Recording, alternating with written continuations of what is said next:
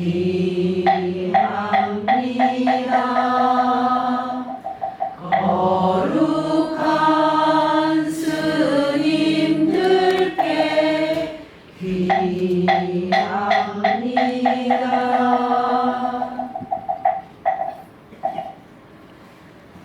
개경계가 우리가 늘 독송하면서 그냥 습관적으로 하시는 거지 사실 내용을 잘 모르고 하시거든요. 이게 뭐냐면 위 없이 높고 깊고 미묘한 법문을 백천만급이 지나도록 만나기 어려운데 제가 지금 보고 듣고 수지해서 열애의 참뜻을 알고자 합니다 라고 이렇게 경문을 외기 전에 시작하는 뜻으로 개경계를 합니다. 그래서 개법장진 이렇게 내가 경을 읽고 싶어 하니 경문을 열어주십시오 하는 게 개법장진언입니다. 그러니까 항상 경전을 독송하실 때 개경계, 개법장진언은 꼭 하셔야 됩니다.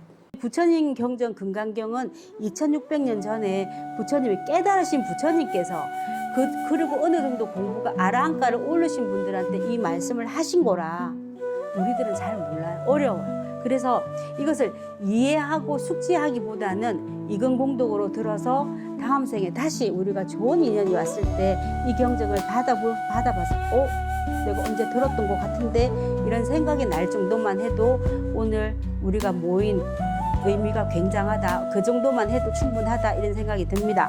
그래서 우리가 금강경을 왜 해필이면 스님은 저번에도 하고 요번에도 하는지 여기 뭐냐면 스님들이 그 대한불교 조계종의 소위경전이 금강경입니다. 금강경인데 그럼 소위경전이 뭐냐? 금강경 좋다는 거는 뭐 부처님 말씀하셨으니까 아실 테고 소위경전이라는 게 뭐냐면 그 종교의 기본적인 사상과 가치관을 몽땅 담고 있어서 그것을 우리가 생활함에 있어서 의지하고 기댈만 하다라는 뜻이 소위경전을 의미하는 겁니다. 소위라는 말이 그런 거고 거기에 부합된 것이 금강경이다. 그래서 소위경전이 금강경이고 스님들도 늘 수지 독송하고 가지고 다닙니다. 그래서 이런 좋은 경전을 부처님이 좋은 어르신 스님들이 오셔가지고 강의를 해주시고 하시면 너무 좋겠지만 그래도 우리 시절 인연이 이렇게 만났으니까 잘 못하지만 열심히 하도록 노력하겠습니다. 그래서 42수 금강경 이제부터 시작하겠습니다.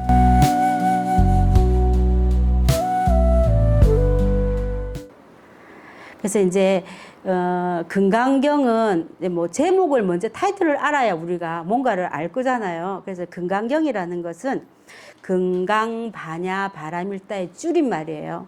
그래서 이제 그 금강반야 바라밀경의 그 저자가 구마라즙 스님이신데 그 스님이 뭐라 그러셨냐면 나의 번역에 오류가 없다면 내 시신이 하장을 한 뒤에도 혀는 타지 않을 것이다 라고 했다는 불교계의 최고 역경가가 구마라즙 스님이신데 요 교본이 구마라즙 스님이 하신 거예요. 그래서 우리 그 해인사에 가면 8만 대장경 있으시잖아요. 그 경에도 구마라즙 스님이 하신 경전이 거기에 해석본이 거기에 들어가 있다. 이거 중요한 갔는데 금강경을 누가 했는지 하는 정도면 다 물어봤는데 모르는데 우리 송제자 식구들이 알면 기분 좋은 거죠. 그래서 구마라즙 스님이 그만큼 내가 자신 있다 이거지. 그래서 내 시신은 다 타도 내 혀는 안 탈 것이다 이렇게 말할 정도로 그렇게 중요한 경전이었고 자기는 자신 있게 역경을 했다 이 말씀을 하시는 거죠. 그래서 구마라즙 스님이 극락이라는 얘기, 그다음에 관세음 보살이라는 얘기 이런 얘기들을 이 용어를 만드신 분이세요. 그래서 이제 우리들이 공부를 하다 보면 구마라즙 스님이라는 얘기가 많이 나옵니다. 그래서 이제 우리가 구마라즙은 또 어떤 분이 하셨냐면 서유기 아시죠? 현장 스님. 손오공, 싸오정, 타오 그런 같이 다녔던 현장 스님께서도 이걸 하셨어요. 금강을 번역하셨는데 너무 그 옛날 2600년, 2200년, 300년 전에 했던 그 말씀을 그대로 하시는 바람에 우리들이 잘 못 알아들어. 원본이 글이 너무 매끄럽지 않은 게 아니고 어려워요. 그래서 우리들이 잘 받아들이지 못하고 또 그 외 스님이 여섯 분의 분이 그 금강경을 해석하시고 이렇게 우리 책으로 만들어 놓으셨어요. 근데 우리들은 구마라즙 스님을 택했다. 그래서 이제 금강경은 부처님이 돌아가신 지 2600여 년이 됐는데 그 후에 150년에서 200년 사이, 길게는 300년 사이에 많이 만들어졌다. 이렇게 대략. 왜냐하면 우리가 그 시절에 시간을 거슬러 올라갈 수 없으니 그때는 기록이라는 것에 의지해서 보다 보니 그 정도일 것이다 라고 얘기하고 있습니다. 금강경은 경이 수트라예요. 수트라라는 말 들어보셨을 때 수트라인데 금강이 뭐예요? 다른 말로 다이아몬드예요. 다이아몬드 수트라가 영어로는 금강경이에요. 그러니까 다이아몬드 다 좋아하시죠? 손가락에 끼워주신 분들도 있을 거잖아요. 반짝반짝 빛나는. 근데 그게 너무 단단해서 남의 물건에 의해서 깨어지지 않고 변화가 잘 안 된다고 얘기를 하니 우리가 결혼할 때도 예물할 때 다이아몬드를 많이 주시잖아요. 근데 그런 의미로 결혼이 쭉 몇백 년이 아니라 평생을 사는 동안에 머리가 팥불이 되는 동안에 깨어지지 말고 같이 가라는 의미로 다이아몬드를 주신답니다. 그래서 거기에 있는 그 다이아몬드의 뜻이 건강이라는 뜻입니다. 그리고 또 건강이라는 말이 또 어디 있냐면 건강저 들어보셨죠? 이렇게 신장님들이 이렇게 이렇게 표현하면 까베기 같이 이렇게 생겨가지고 손에 딱 쥐고 있는 그런 건강이 있는데 그게 숟가락 젓자 써서 건강저라고 그래요. 근데 이 건강저는 뭐냐면 그 티베트 불교 스님들이 늘상 갖고 계신데 나쁜 액난이나 고난이 왔을 때 쳐 부숴준다고 해서 그러니까 무기에 그러니까 남을 살상하는 것이 아니라 나한테 나쁜 것이 오거나 액난이 왔을 때 물리쳐 주신다고 해서 건강저라는 걸 갖고 계시거든요. 그때 그 건강 다이아몬드 같은 건강 그런 뜻입니다. 이까지는 뭐 단숨에 따라오셨죠. 뭐 이 정도는 충분히 아실 거고 그다음에 그래서 그러면 우리가 건강이라는 것이 어떤 힘을 말하는지를 알아봐요. 그럼 뭐 단단하고 뭐 깨지지도 않고 좋아. 그러면 또 그럼 건강이 그 다음에 나오는 말이 뭐예요? 건강 반야. 반야나 지혜잖아요. 반야는 지혜잖아요.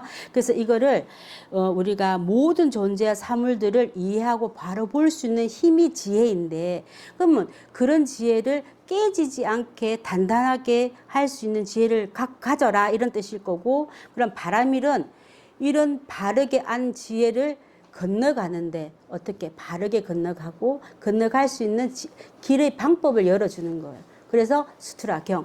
그래서 그것을 한 권으로 묶은 책이 건강반야 바라밀경이다. 저희들 강원에서는요, 스님들이 그 건강반야 바라밀 제목 가지고도 거의 한 달 공부하는데 막상 우리들은 한 달에 1시간인데 그 제목만 갖고 얘기한다 해도 잘 몰라요. 그렇지만 요 정도만을 건강이라는 게 단단하다, 반야가 지혜다, 바라밀경이 그 지혜를 잘 배워서 건너간다 하는 말을 적어놓은 곳이 건강 반야 바라밀경이다. 이렇게 얘기하시면 충분하십니다. 그래서 이제 건강은 다시 한번 짚어보면 건강은 다이아몬드, 채강, 무적이란 뜻이고요. 반야는 지혜이고 바라밀은 완전한 깨달음의 상태. 바라밀을 다르게 말하면 안욕따라 삼약삼보리 무상정득 정각 뭐 이런 얘기 하시거든요. 그런 얘기를 바라밀이라고 하고 경은 부처님이 말씀해 주신 것을 적어 놓은 거다.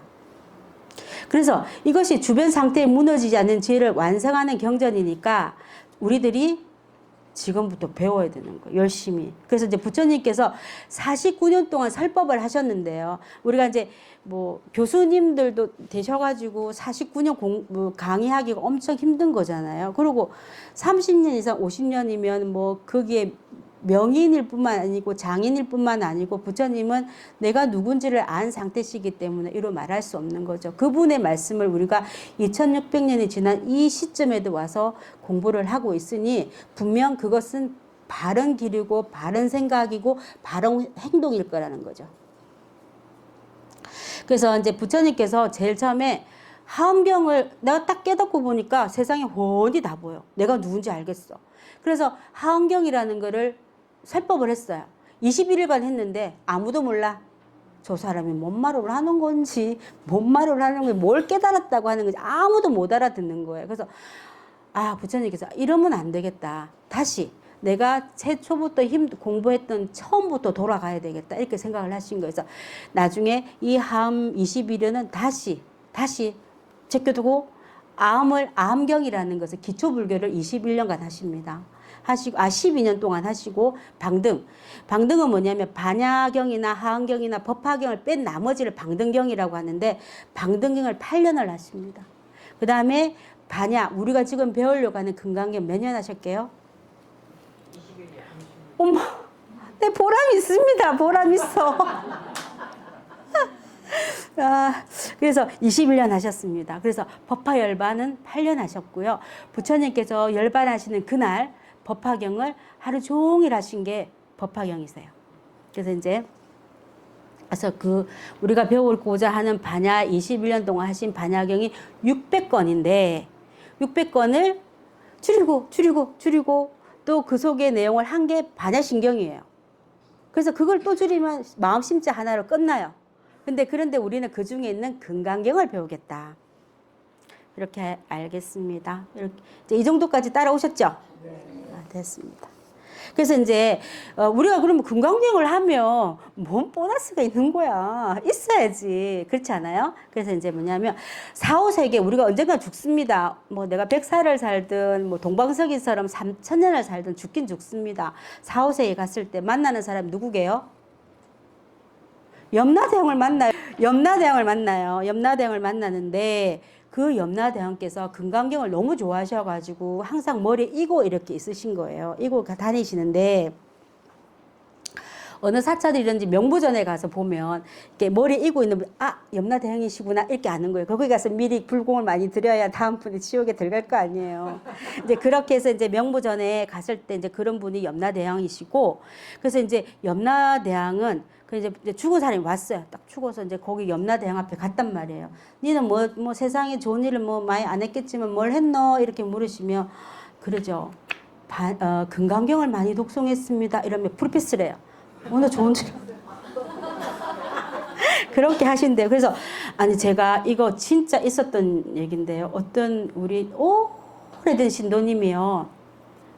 돌아가셨어요. 얼마 전에 가셨는데 그분이 한데 갔더니 이제 뭐 아무 의식도 없고 잘 뭐 이렇게 없으신데 저보고 뭘 한마디를 해드리래요.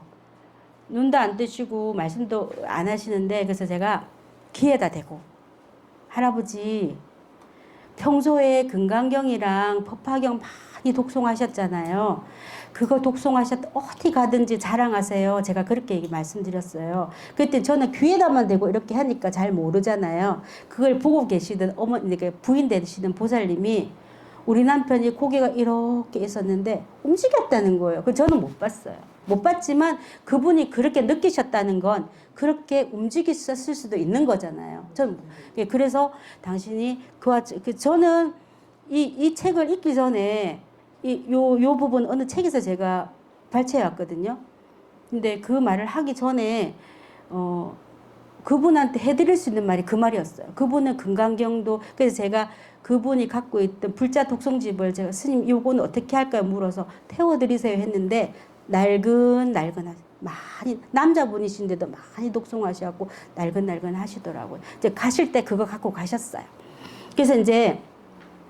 그래서 잘한 일이 뭐냐 물으시거든 금강경을 독송했습니다라고 얘기하면 좋은 데로 가라고 얘기해 주신다고 말씀하셨습니다. 그러니까 우리가 금강경을 시간도 많은데 안 읽을 이유가 없는 거잖아요. 그래서 오늘 이 자리에 모인 거고. 네, 그래서 이제 그렇고 그래서 이제 그러면 금강경은 제1, 제2, 제3, 제4 이러면서 32까지 나가거든요. 원래 금강경은 한 권으로 묶어진 책이었지만 그냥 상하로 구분되어 있어요. 1권부터 16권까지가 상권, 17번 구경무화분부터 끝까지 응아비진분까지가 하권이에요. 그러면 상권과 하권이 어떤 내용이냐? 상권에 하신 내용을 하권에 재해석, 재복습을 하는 내용이에요. 그래서 이제 그러니까 상하가 사실은 같은 내용인 거예요. 그래서 그만큼 중요하니까 너희들이 내가 16번까지 했는데 못 알아들으니 다시 한다. 다시 잘 듣고 배워라 이런 뜻이겠죠. 그래서 이제 그렇게 했는데 또 상하를 나누니 글 보는 글쟁이들이 거기 양무제라는 구마라집 스님이 번역을 해놨는데 그걸 읽어보고 그 중국의 양무제 아들 소명태자라는 분이 계세요. 그분이 아예 상하로 하니까 금방 눈에 안 띄요. 32개로 나눠봐야지. 그래서 32품으로 품이 아니라 32품으로 나누게 된 거예요. 그래서 이렇게 32품을 우리가 눈에 좋게 익게 만들어진 게 32품 나눠진 게 양무제의 소명태자에 의해서 만들어졌다. 그러니까 금강경은 부처님이 당시에 쓰여지지는 않았어요. 금강경 부처님께서 설법을 하셨고 그 다음에 돌아가시고 나니까 너무 보고 싶어서 제자들이 100년, 300년 전에 300년 후에 금강경을 만들었어요. 책을 만들었어요. 그 다음에 구마라집 스님이 인도라는 데 유학을 가서 현장 스님이 가서 번역을 하셨어요. 그리고 나서 또 읽어보니 거기에 또 젊은 양무제라는 양무제의 아들 소명태자가 또 나누는 거예요. 그렇게 해서 지금 우리가 독성하고 있는 이 책이 만들어졌다. 이제 이까지가 이제 개괄적인 내용이고 뭐 이 금강경이 말하는 뭐 대지가 뭐냐 이런 거는 가면 갈수록 하나씩 하겠습니다. 그래서 이까지 왔고 그러면 금강경의 법회 인유분이 뭐냐? 법회 인유분. 법회가 일어나게 된 이유.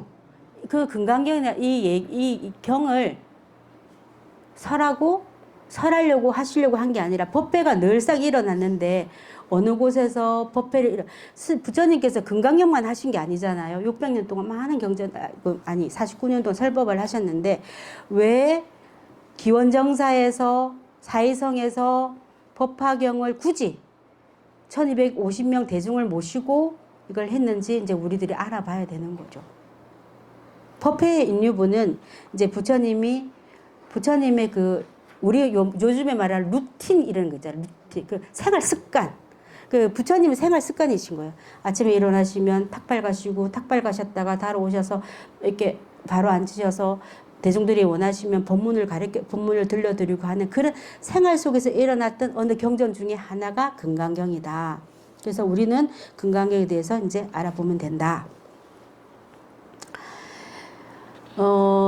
금강경을 굳이 이렇게 그 기원정사라는 데서 만들어졌다는 얘기를 굳이 하는 이유가 뭐냐면 여기 나오는 수자타 장자라는 그러니까 수보리 존자 말고 이 법회 인유분의 법회가 일어나게 됐는데 그럼 일어났으면 어느 장소가 있을 거잖아요. 그 장소를 만들어준 분이 수자타 장자인데 그 장자가 무주상 보시 상이 없는 보시를 했기 때문에 이것을 가르쳐 주기 위해서 금강경을 설하신 거예요. 그래서 이제 여기서 그 부처님께서 말씀하신 금강경을 우리 공이라는 말 들어보셨죠?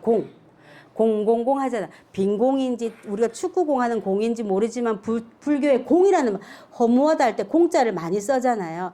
그 공은 다른 데서는 공이라는 말을 많이 쓰는데 이 금강경에서는 공이라는 말이 없어요. 상이라는 말로 돌아가거든요. 그래서 전에 저기 앞에 할 때 제가 상 설명해 줬어요. 상은 이런 나무라고 생각하면 이게 큰 나무라고 생각하면 나무는 어디에 땅에 박혀 있잖아요. 뿌리에 박혀 있을 거란 말이죠. 그러면 이 나무가 뿌리를 쫙 빼가지고 어저저저 걸어 다녀요? 안 걸어 못 걸어 다니잖아요. 나무는 자기가 뿌리를 내린 그 순간부터 그 자리에 그대로 있어요. 앞도 뒤도 볼 수도 없이 있어요. 거기에 한자에 보면 나무목에 플러스 눈목자인데요. 그럼 나무에 눈이 박혔단 말이에요. 그럼 눈이 박히면 이 눈이 여기 박혔어. 이 눈을 빼지도 못하고 이렇게 왜 그 가제트 팔점 툭 나와가지고 이렇게 볼 수 없는 상황이잖아요. 딱 박혀 있으니까 앞만 볼 수밖에 없는 거예요. 위도 아래도 옆도 뒤도 볼 수 없는 상황이 상이라는 건데 그걸 다른 말로 말하면 고집이에요. 고집.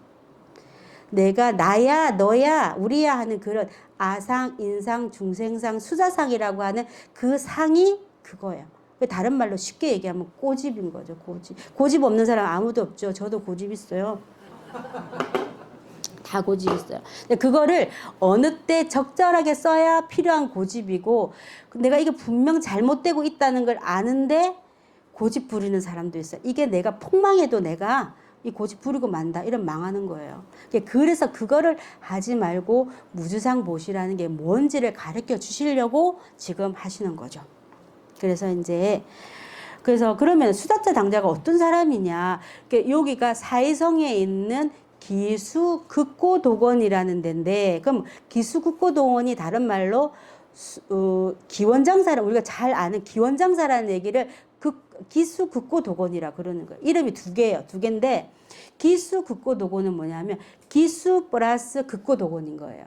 기수는 어떤 사람, 극고도건도 어떤 사람인 거예요. 그래서 여기에 수다타 장자라는 사람이 그 원력으로 이 기원정세를 지었는데, 근데 부처님께서 사이국에 기수국고도건 기원장사에 계셨는데, 사이국이라는 건 뭐냐면 부처님이 태어나신 나라는 가비라국이에요. 가비라국인데 그 옆에 사이성이란 코살라국이라는 나라가 있는데 거기에 수도가 사이성인 거예요. 사이국인 거예요. 그래서 이제 그 사이국에 사이국이에요. 사이국인데 이제 그 사이국의 그 수다자 장자가 자기 장모 집이 그러니까 마누라 처의 집이 있어서 이제 장모님 댁에 간 거예요. 근데 수다타 이런 말 맞다나 장자니까 엄청 돈이 많을 거 아니에요. 그래서 재력이 있으니까 장모님들이 좋아하셨겠죠. 그래서 항상 오면 너무나 많이 막 오셨나 자네 오셨나 이렇게 융숭한 대접을 했는데 그날은 갔더니 융숭한 대접이었고 바쁘더래요. 뭔가 모르게 바쁘시더래요. 그래서 어머니 웬일입니까? 이렇게 뭐가 이렇게 음식도 장만하시고 뭐가 이렇게 바쁘세요? 이렇게 얘기를 하니까 내일 저기 부처님이 이 사이국에 오신다는데 사이국 우리 집에 오실 건데 내가 청을 하셨는데 어떻게 할 수가 저기 막 음식도 해야 되고 집안 청소도 해야 되고 근데 바쁘다 이러는 거. 나 잘난 나 사이보다 부처님이 누군지 모르지만 이게 대결 구도가 되는 거죠. 그래서 그럼 그분이 누구세요? 이랬더니 자네 좀 기다려 보시게 내일 보면 안 해 이렇게 얘기한 거예요. 그럼 만났어요. 만났는데 왜 그런 거 있잖아요. 잘생긴 연예인 보면 나도 모르게 그냥 누구야 이러다 딱 보면 이렇게 마음 끌리는 그런 사람처럼 부처님한테 쑥 마음이 간 거죠. 그래서 이제 부처님 말씀을 쭉 이렇게 들어다 보니까 자기는 지금까지 나름대로 많이 베풀고 사는 거예요. 내가 있으니. 그래서 수다타 장자라는 그런 그 벼로도 굉장히 극고독이라는 사람, 이게 수다타 장자가 다른 말로 극고독인데 별명이 그 극고독이란 말이 뭐냐면 불쌍한 사람을 많이 도와주고 베푸는 사람을 극고독이라고 말씀하신대요. 그래서 그 사람이 수다타 장자가 별명이 극고독인 거예요. 그래서 이제 수다타 장자가 부처님이 저러신 분이야. 그래서 법문을 이렇게 들어본 거예요. 들어보니까 뭐라 그러시냐면 지금까지 내가 많이 주고 했는데 그 준 것은 그 사람이 내가 훌륭한 것보다 그 준 것을 받아주는 사람한테 고맙다라고 얘기를 해야 된다고 법문을 하고 계시는 거예요. 이거 뭐야?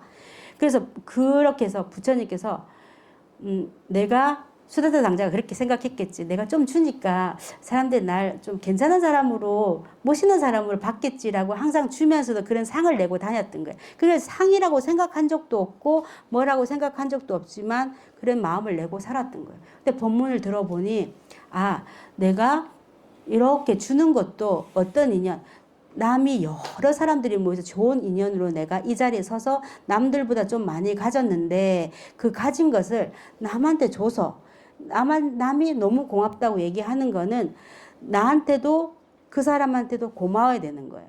그래서 내가 준 것만이 내가 잘한 것이 아니라 받아 드릴 수 있는 그 사람한테도 고맙다고 생각을 해야 된다고 부처님 법문을 하시는 거예요. 그래서 우리가 시주물인데 시주물이라는 게 주는 사람, 받는 사람, 시주물이 청정해야 그 물건을 받을 수가 있어요. 그래서 이제 수다타 장자가 이거 내가 지금까지 생각했던 것이 조금 잘못됐구나 이렇게 생각을 하신 거예요. 그래서 그러면은 저렇게 훌륭하신 부처님을 우리 마을에 우리 도시에 모시고 싶다 이렇게 한 거예요. 그래서 어떻게 그러면은 뭐 처소라도 지어줘야 부처님이 오시지 그냥 오라고 하실 수는 없잖아요. 부처님은 지어달라고 하시진 않으셨지만 그런 게 있어야 오시겠다 싶어서 당신이 이제 땅을 막 보러 다닌 거예요. 다녀보니까 사이성이라는 그 자리가 딱 이게 있는 거예요. 저걸 사고 싶은데 그 주인이 누구냐면 그 나라의 또 왕자의 땅이야. 근데 그래서 이제 좀 이게 파시면 안 되겠습니까? 이렇게 얘기하니까 이러시는 거예요. 네가 돈이 얼마나 많길래 내 땅을 사려고 그래? 그러면 내 땅에다가 금을 깔아봐. 다 덮으면 내 이 땅 줄게. 이런 거예요. 그러면은 보통 사람들은 손 들고 나가실 거 아니에요. 근데 그분은 자기 집에 있는 재산을 막 팔아가지고 금을 이제 리어가에 끌고 옵니다. 이렇게 수레에 막 끌고 와요. 끌고 와서 하나씩 덮고 있는 거예요. 근데 사실 우리가 기원정사를 가봤는데 엄청 큰 절이 아니에요. 그냥 이렇게 동산처럼 이렇게 갈 수 있는 그 정도의 자리거든요. 이제 그거를 그렇다고 해서 금으로 어떻게 덮겠어요? 못 덮죠. 하나하나 이제 차곡차곡 덮고 계신 거예요. 그래서 기타 태자가 오라 부처님이라는 분이 도대체 누구길래 나는 잘 모르지만 누구길래 그분이 오시는 자리를 만들기 위해서 저거를 금을 저렇게 덮고 있지 하게 이제 불렀어요. 도대체 그분이 누구냐 이랬더니 부처님은 이런 법문을 하시고 해서 내가 마음이 동해서 이분을 우리 지역에 모시고 싶다. 그래서 절을 짓고 싶은데 절 땅이 없다. 그래서 이 땅이 택해졌는데 팔시면 좋겠다 이렇게 얘기하니까 그러면 내가 땅을 기수 그다음에 극고도 수자자 장자가 그 돈을 내서 절을 짓게 된 거예요. 그래서 기수 극고도곤이 된 거예요. 근데 이제 그래서 그럼 부처님 그 수자자 장자가 그 전에는 내가 했는데 나 멋있는데 이렇게 생각했던 상을 갖고 있다가 이제 그런 마음을 내가 이것조차 내 재산을 다 팔아서 넣는다 하더라도 의미가 생각을 하지 않고 지었다 해서 이 금강경의 그 주된 장소가 사이성이 되고 기수극고동이라는 얘기가 나오게 된 거예요. 그래서 이제 법문이 시작됩니다. 그래서 이제 사실 불교는요, 인도교의 81%가 힌두교예요. 힌두교, 그다음에 자이나교, 그다음에 이슬람교, 기독교 이런데요. 우리는 약간 자이나교에 속해 있는 부처님 신흥 종교인 거예요. 거기서 이제 부처님이 딱 나오셔가지고 이제 성에서 이제 나 출가할 거야 이러고 나오셔가지고 수행을 하실 때 옆에 사는 자이나 교도들이 막 불을 옆에 두고 밥을 안 먹고 막 고행하는 수행을 하시는 거예요. 그래서 그걸 하다가 나는 이거 아니야 하고 다시 다른 길을 정처없이 가다가 또 공부를 하게 되시는데 자이나교 사람들은요. 그냥 한 사람이 내가 오늘 평생 손을 들고 이렇게 있겠다 그러면 평생 손을 이렇게 들고 있고요. 옷을 안 입겠다 그러면 옷을 안 입고 이렇게 사람을 자기 몸을 괴롭혀가면서 공부를 하는 거예요. 그래서 여기 이제 그 자이나교의 교주가 12년 동안 그러니까 한 곳에 몰두하다 보니 깨치신 거예요. 나름대로. 그렇지만 어떻게 배고파서 죽었어요. 그래서 이제 배고파서 죽은 게 아니라 굶어서 죽었어요. 그렇게 해서 자이나교 이거 아니다. 그래서 다른에서 새로운 종교를 만드신 게 말하자면 우리나라에 새로운 종교가 딱 하나 나오는 것처럼 신흥 종교가 불교였다. 그러니까 불교 처음부터 온 나라에 있었던 불교는 아닌 거예요. 그리고 불교는 인도 같은 데 보면 네 가지 계급이 있잖아요. 그 계급에 부처님께서는 왕족이기 때문에 두 번째 계급이시단 말이에요. 세 번째, 네 번째 천민들은 아예 불교라는 걸 받아볼 수가 없었어요. 들어볼 수가 없었던 거죠. 근데 거기에 나중에 10대 대자 중에 우파리 존자 이발사를 출가시키고 똥지객군을 출가시키는 바람에 이거는 있을 수 없는 거잖아요. 이 계급을 타파시키고 그 내용을 무시한 내용이죠. 그래서 문제가 많이 일어났긴 하지만 그래도 오늘까지 2600년까지 넘어오고 있다. 이까지도 아시겠죠? 네. 이건 오늘은 안 어려워요. 그냥 얘기고요. 앞으로 가는 30번이 어려워요. 그래서 이제 우리가 부처님의 경전이 오래전에 만들어졌지만 우리가 육하원칙이라는 거 있죠. 언제 어디서 어떻게 무엇을 했나 읽어 있잖아요. 왜까지 있는데 우리 이 경에도 육하원칙에 똑같은 육성치라는 게 있어요.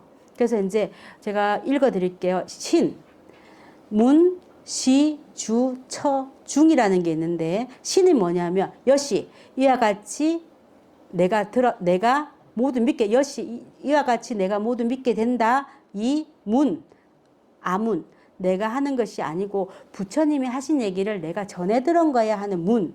그 다음에 시는 어느 때라고 여시아문 일시불이라고 얘기하잖아요. 그래서 신문 시가 정해져 있고 주 이 책의 주인공이 누군지가 나와 있어요. 그럼 부처님 그 다음에 처 그럼 장소 어디서 했어? 장소가 있어요. 기수국고동원이라는 장소가 있고 그 다음에 중 그럼 누가 들었어? 부처님 설명하고 누가 들었어? 1250인 대중이 들은 거예요. 아시겠죠? 그래서 그러면 금강경 무주상 보시를 설명해 주시는 금강경을 뭐 사람들이 다 금강경 읽어봤어 한 사람들은 응무소주 이생기심이라는 소리 많이 하시죠? 머무른 바 없이 그 내용을 그냥 내가 돈을 줬다 안 줬다 무주상 보시를 설명을 하시는데 그러면 응무소주 이생기심이 답이 뭘까요? 제가 이렇게 독송하다 보니 그런 내용인가 아닌가 싶어요. 31품에 불치어상이란 말이죠. 불치어상 여여부동. 응무소주 이생기심을 하려면요. 상을 취하지 않고 마음이 여여하고 부동 움직임이 없어야 응무소주 이생기심이 되는 거예요. 부처님이 이것을 말씀하시기 위해서 이 부분을 말씀하시기 위해서 이 경을 설하셨다라는 내용도 될 수 있어요. 이제 앞으로 가면서 계속 반복하는 내용이니까 듣게 될 겁니다. 그래서 응무소주 이생기심은 불치어상 여여부동을 해야 응무소주 이생기심이 된다.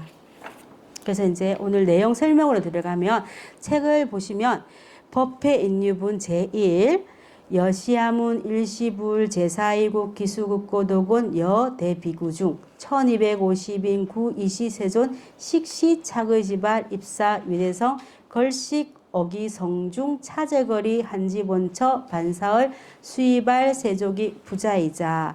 요 이제 이 내용을 설명해 드립니다. 여기서 제일 중요한 게 아니라 차제거리라는 말이 차제거리 한지본처라는 말이 뭐냐면요. 기러기 아시죠? 기러기는 안행을 해요. 대장이 있어서 그 대장이라고 한 끌고 나가면서 이렇게 삼각형으로 이렇게 해서 날아다닙니다. 그걸 안행이라고 기러기 안행이라고 그래. 기러기 안자에 안행이라고 하는데 요게 차제거리가 그런 겁니다. 그러면 부처님이 사이국에서 아침에 이제 공양을 하는데 거기는 걸식 하잖아요. 어기성중 걸식이라는 말 나오잖아요.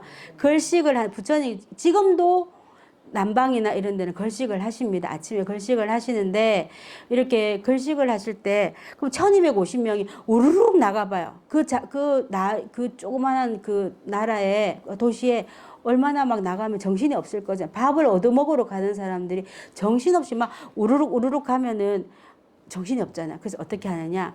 한 집에 부자든 가난하든 7집만 가라. 부처님도 제일 그때 이제 출간 사미스님도 똑같이 7군데를 가고 부잣집 가난한 집을 하지 말고 부잣집에 당하면 부잣집에 가난한 집에 가면 왜냐면 부잣집에 가면 좀 맛있는 걸 많이 먹을 수 있을까? 아니 그런 것보다 부잣집은 부잣집대로 복을 많이 지어라고 가시고 가난한 사람은 또 가서 먹을 것이 없는데 민폐가 되지 않을까 해서 못 가고 이런 경우도 있을 텐데 자제거리는 부처님이 이제 때가 되셔서 일어나셔가지고 이제 성 안으로 걸어가실 때 우죽순 걸어가는 게 아니라 당신이 앞에 딱 서셔서 그때는 그 맨발이시잖아요. 눈을 쫙 생각해 보세요. 맨발에 바루대를 들고 가사를 수하시고 쫙 걸어가시는데 1250명이 줄을 쫙 쓰셨을 거 아닙니까? 그러면 쭉 끝에 가서 부처님이 가셔가지고 이제부터 바로 이제 공양시 이제 탁발을 하시오. 뭐 암암리 아실 거 아니에요. 여러 집을 딱 가셨다가 7집이 다 끝나고 난 어느 쯤에 딱 서시면 부처님께서 맨 끝에 앞에 가 계시다. 다시 거기서 이렇게 걸어 나오시면 우리들이 다시 들어가서 이렇게 걸어 나오는 거예요. 제가 어떤 얘기인지 아시겠죠? 앞으로 쭉 가셨는데 그럼 뒤에부터 또 이렇게 그 기원정사로 가는 게 아니라 다시 쭉 들어가셨다. 그분이 나오시면서 이렇게 따라 나오는 거예요. 그래서 그게 차제거리다. 환지본처는 다시 돌아온다는 뜻이고요. 그래서 이제 설명을 여시아문부터 설명해 보겠습니다.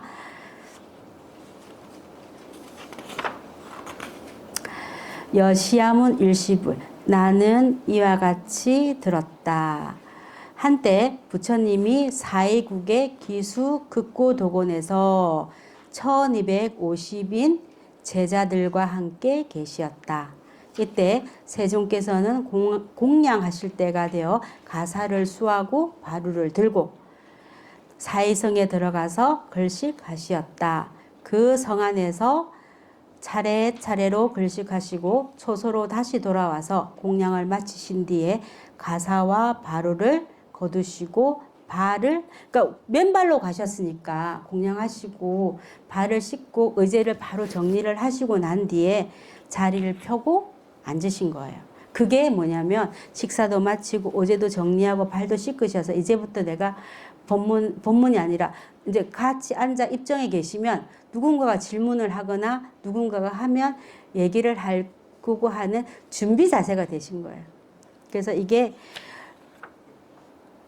우리가 말하는 법회인유분의 이야기 해석입니다.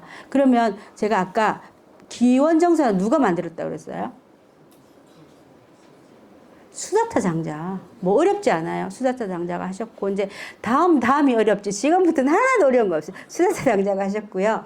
그 다음에, 우리가, 그 다음에 또, 수다타 장자는 어떤 내용으로 무주상보시를 바랬다고. 부처님이 지금 이 경에서 말씀하시자고 하는 게 무주상보시를 말씀하시려고 하는 거예요.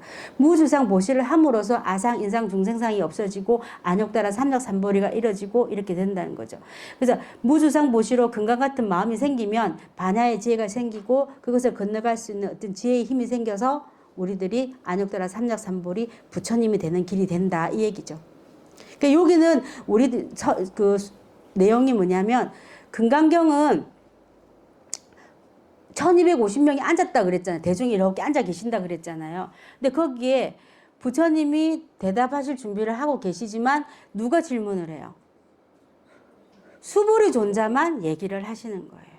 그래서 수보리 존자가 부처님하고 이제 다음번에는 그렇게 말씀하실 거예요. 오늘은 여기까지 할 겁니다. 그래서 우리가 금강경을 지금은 이제 오늘은 뭐 어떤 이유로 그냥 만들어졌는지 어떤 내용, 부처님이 어떤 상태인지만 얘기를 우리가 들었잖아요. 이제 앞으로 이제 가면 갈수록 이해하기가 힘들어지지만 이건으로 들어서 머릿속에 기억하면 우리가 낮에 막 기분 나쁘니 중얼중얼 하다 기분이 나빴어. 잘 때 막 헛소리를 하잖아요. 막 감지르고 헛소리 한단 말이죠. 그게 뭐냐면 내 이건으로 들었고 이 귀로 듣고 소리를 들었잖아요. 이 생각이 제 팔 아래 하식에 딱 남아있다가 이 속에서 기분이 나빠. 자다가 어디서 할 데가 없으니까 입으로 막 욕을 하는 거예요. 그것처럼 우리가 이건으로 들으면 머릿속에 남아있습니다. 그래서 될 수 있으면 좋은 소리를 듣고 좋은 내용을 들어야 머릿속에도 좋은 내용이 남아있겠죠. 그래서 그런 것입니다. 그래서 보살님 오늘 이제 법회 인연분을 살펴봤는데요. 우리가 2600년 전의 이야기를 이만큼 끌고 와서 얘기한다는 건 결코 쉬운 얘기가 아니에요. 그렇지만 제가 제일 걱정하고 우려하는 게 뭐냐면 구마라접 스님이 하신 얘기도 전 못 들어봤어요. 그리고 소명태자가 한 얘기도 못 들어봤어요. 그렇지만 이 내용이 이런 내용인 줄은 알지만 혹여나 보살님들한테 더 쉽게 하다 보니까 그 원본이 훼손될까봐 걱정되는 거거든요. 그래서 그것이 늘 걱정스러우니까 보살님들 혹여 듣다가 이런 부분이 이거 내가 알고 있는 건 틀린데 할 때는 가차없이 질문해 주시면 제가 다시 공부해서 말씀드리도록 하겠습니다. 감사합니다.